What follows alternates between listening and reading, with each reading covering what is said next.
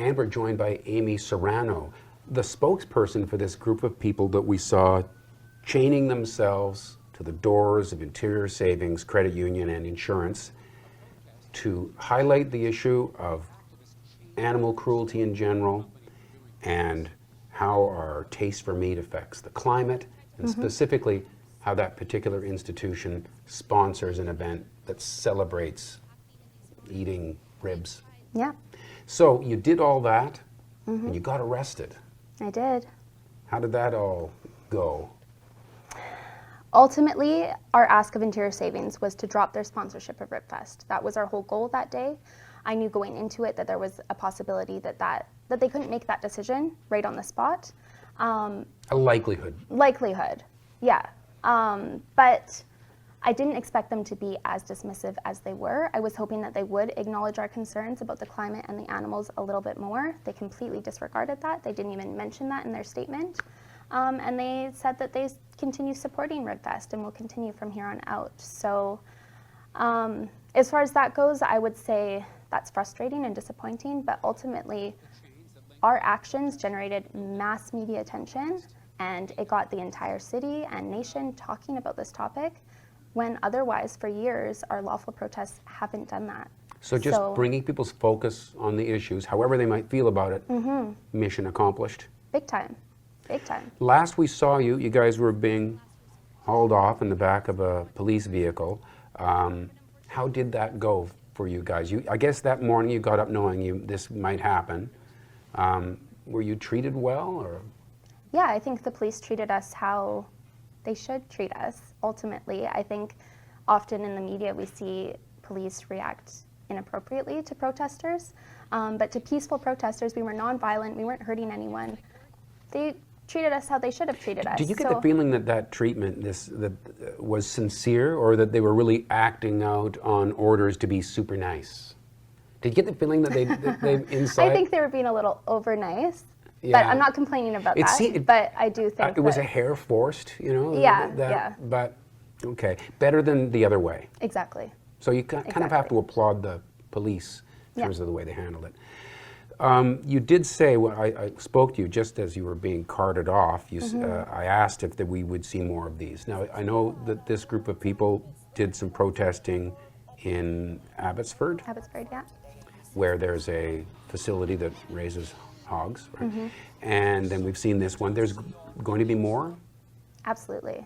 Absolutely. This is just the start. And we're going to continue escalating our actions until we are taken seriously, until the public is aware of what's happening. The animal agriculture industry completely relies on secrecy. So they rely on people not knowing how animals are raised and killed for food consumption. Right. Because if people did know that, if that was advertised to them in the grocery store as they were buying their steak, people wouldn't purchase it. It's a very uncomfortable truth. So it's up to whistleblowers and up to activists to show people that truth. Okay. In fairness to Interior Savings, I have to ask you about this. I mean, they're a company that happens to sponsor an event that is perfectly legal. Meat is promoted and advertised and widely consumed. It's a big part of our culture. And a lot of people would say that's really unfair that you would single them out like that and disrupt their business. So for years we have had dialogue with Interior Savings about RibFest and their sponsorship of RibFest, and especially over this past summer, we have sent them letters and emails and protested outside, telling them how irresponsible it is to be sponsoring RibFest for two reasons. One, Canada just declared a national climate emergency driven by animal agriculture. And two, there's been documented criminal animal cruelty taking place on farms that supply directly to RibFest. So by Interior Savings funding RibFest, they're paying for these environmental and animal atrocities to take place. Is it also because that event, I mean, you go to any, go to the PNE or any kind of fair, there's any food fair, there's meat that's on offer. But this one celebrates the meat. Is that just sort of makes it even more of an issue for your group, would you say? It is a huge issue, and it's a huge issue all across Canada. RibFest is all across Canada, and we're working with activists all across the nation on how we can dismantle RibFest. And this is just one aspect of our activism. Right. Here's what you often hear. You can choose to be a vegan. I choose to eat meat. We disagree. Leave me alone. Why are you telling me how I should be? Well, then I would say, what about the rights of the animals? Shouldn't they have a choice? Shouldn't they be left alone and have a right to their own life? When the rights of someone is taken from them, when their life is taken from them, then action needs to be taken. That's Right. like a complete injustice. Right.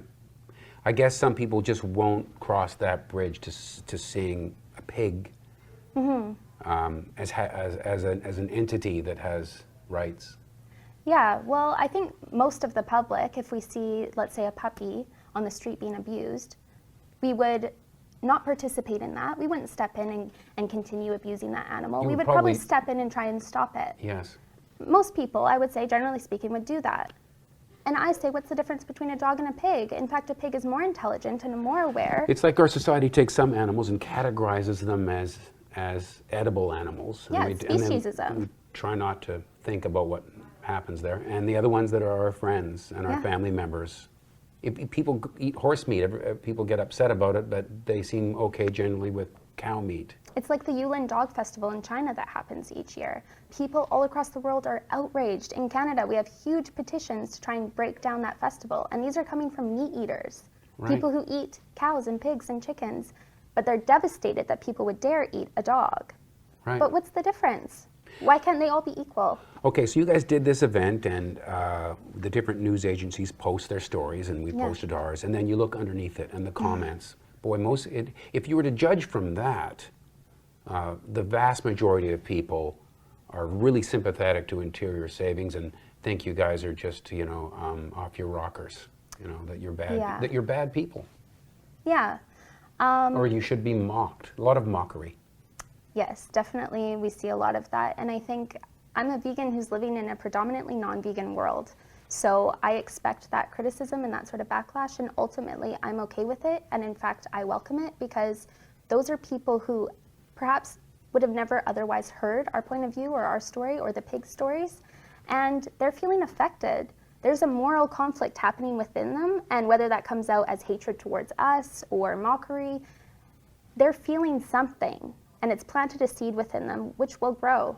Right. There was a gentleman, maybe I use that term loosely here, who was like flipping the bird to you guys Yeah. as you were about to be taken away.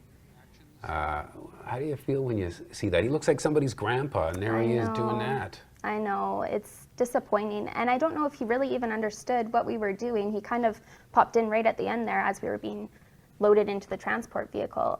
So I don't know if he knew what we were even protesting or what our message was, but he was pretty outraged about that, and that's okay. Ultimately, we're nonviolent and we're peaceful, and we just have to stay focused on the animals, and we're just Right. trying to amplify their voice because we silence them in our society. So at these facilities that raise animals that we consume, from time to time you'll see a news report about specific acts of cruelty that go on. But even the standard practices, and you sent us some videos that were taken, just the way they keep the animals in these incredibly confined things, like you'll see a sow and the animal can't even turn around. Yeah, these poor mother pigs who are just repeatedly impregnated are kept in these tiny little body-sized crates that they can't even move. All they can do is lie down and stand up, and they can't even so much as turn their head to look around. So when they give birth, they can't even turn to look at their babies or look to see what even just happened. And most of them are facing a cement wall, so just centimeters away from their nose, all they can see is a cement wall their entire lives. These are incredibly intelligent animals who really need that psychological stimulation, and they're completely deprived of that. They go insane. So what motivates you most? There's that issue of, you would be eliminating some of the cruelty that you might sense when you see a facility that raises and kills animals. But then there's also the environmental element to it as well. And I guess the basic idea is that, you need to clear a forest and grow a lot of grain to feed an animal that doesn't feed nearly as many people as if you had taken that space and grown food for exactly. people. It's just not sustainable, not at all. And I think more and more people are moving towards grass-fed beef and free range and more things like that, where it takes up more space to raise an animal instead of small confinement. But we're not realizing that that's destroying our planet even more by doing that. So there's no sustainable meat consumption, and animal agriculture is the leading contributor to our environmental destruction. It's Right. terrible. If we look at the pollution, the water usage, the land usage, the deforestation, so on and so on, it's just insane what we're doing to this planet just to eat a product that we don't need. Right, because you've got That's in fact population killing us. increasing, and you've got countries that don't have as much of a tradition of eating so much meat that are starting to take on North American meat consumption patterns. Yeah. And it grows at a rate that you would argue is unsustainable. It is unsustainable. There's no question. There's no question. Okay, so how did so 8 people got arrested? 7. 7? Okay. Yeah. They all got released. Do you wind up with a criminal record from what you did? I'm not sure. So we were arrested for mischief, and so that was sent to Crown Counsel, and Crown Counsel will review our arrests and decide whether they're going to proceed with court or throw out the case. The police actually recommended to throw it out, so I appreciate them for that, because what we're doing isn't harming anybody. Right. Eventually, though, I mean, I think, were you at the Abbotsford protest and you were at this one? I'm the only one being charged for Abbotsford. You are being charged there? Yeah, so everyone inside, I think there was 65 of us, were all arrested. I was the only person who was taken into custody So and being charged. at some point along the line, you're going to wind up with a criminal record from one of these or another, Yeah. and you're willing to take that on. Yeah. That might make it harder for you to travel, and there's all sorts of drawbacks to that, but you're willing to take that on for the cause? Absolutely. I mean, this is really serious. It's going to affect us all, and I wish everyone would take it that seriously. And I think my sacrifices show the severity of what's happening. Ultimately, our goal is not to be arrested. Our goal is animal liberation and earth liberation.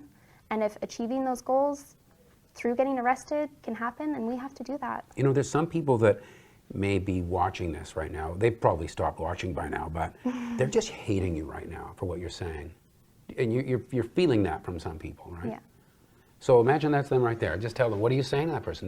They're calling you names, and they just hate you for what you're doing. What do you say to them?